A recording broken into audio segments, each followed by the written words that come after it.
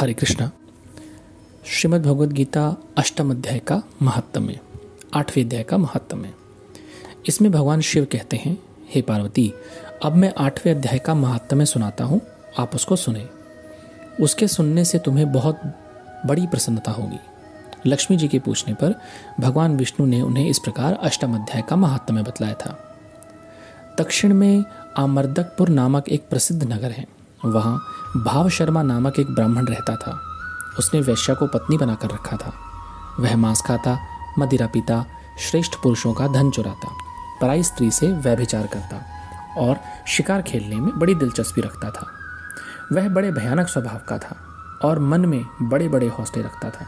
एक दिन मदिरा पीने वालों का समाज जुटा था। उसमें भाव शर्मा ने पेट भर ताड़ी पी, खूब गले तक चढ़ाई।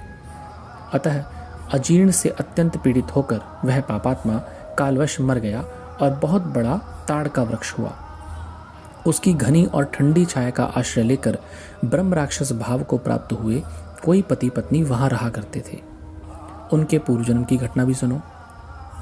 एक कुशीबल नामक ब्राह्मण था जो वेद वेदांग के तत्वों का ज्ञाता, संपूर्ण अर्थशास्त्रों के अर्थ का विशेषज्ञ और सदाचारी था।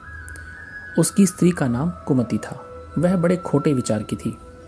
एक ब्राह्मण विद्वान होने पर भी अत्यंत लोभवश अपनी स्त्री के साथ प्रतिदिन भैंस, कालपुरुष और घोड़े आदि दोनों दानों को ग्रहण किया करता था, परंतु दूसरे ब्राह्मण को दान में मिली हुई कौड़ी भी नहीं देता था। वे ही दोनों पति पत्नी कालवश मृत्यु को प्राप्त होकर ब्रह्म राक्षस हुए। वे भूख और प्यास से पीड़ित हो इस पृथ्वी पर घूमते हुए उसी ताड़ वृक्ष के पास आए और उसके मूल भाग में विश्राम करने लगे। इसके बाद पत्नी ने पति से पूछा, नाथ, हम लोगों का यह महान दुख कैसे दूर होगा तथा इस ब्रह्म राक्षस की योनि से हम किस प्रकार मुक्त होंगे? तब उस ब्राह्मण ने कहा, ब्रह्म विद्या के उपदेश, अध्यात्म तत्व के विचार और कर्म विधि के ज्ञान बिना किस प्रकार इस संकट से छुटकारा मिल सकता है? इस प्रकार सुनकर उसकी पत्नी ने पूछा, किम तद्ब्रह्म किमध्यात्मम किम कर्म पुरुषोत्तम? हे पुरुषोत्तम, वह ब्रह्म क्या है, अध्यात्म क्या है और कर्म कौन सा है जिससे हमें मुक्ति मिलेगी?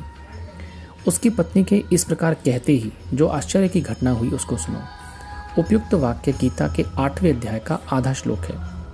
उसके श्रवण से वह वृक्ष उस समय ताड़ के रूप को त्याग कर भाव शर्मा नामक ब्राह्मण हो गया। तत्काल ज्ञान होने से विशुद्ध चित्त होकर वह पाप के चोले से मुक्त हो गया। उस आधे श्लोक के ही महात्म्य से वे पति पत्नी भी मुक्त हो गए। उनके मुख से दैवात ही 8वें अध्याय का आधा श्लोक निकल पड़ा था। तरंतर आकाश से एक दिव्य विमान आया और वे दोनों पति पत्नी उस विमान पर आरूढ़ होकर स्वर्गलोक को चले गए। वहां का यह सारा वृत्तांत बड़ा आश्चर्यजनक था। उसके बाद उस बुद्धिमान ब्राह्मण भाव शर्मा ने आदर पूर्वक उस आधे श्लोक को लिखा और देव जनार्दन की आराधना करने की इच्छा से वह मुक्तिदायिनी काशी में चला गया। वहां इस उदार बुद्धि वाले ब्राह्मण ने बड़ी भारी तपस्या प्रारंभ की। उसी समय क्षीर सागर की कन्या भगवती लक्ष्मी ने हाथ जोड़कर देवताओं के भी देवता जगतपति जनार्दन से पूछा, नाथ, आप सहसा नींद त्याग कर क्यों खड़े हो गए?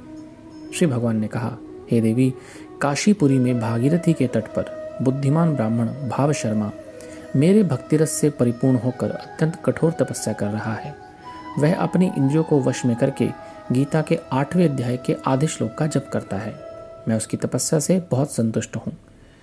बहुत देर से उसकी तपस्या के अनुरूप फल का विचार कर रहा था। प्रिय, इस समय वह फल देने में मैं उत्कंठित हो रहा हूँ। पार्वती जी ने पूछा, भगवान, श्रीहरि सदा प्रसन्न होने पर भी जिनके लिए चिंतित हो उठते थे, उस भगवत भक्त भाव शर्मा ने कौन सा फल प्राप्त किया?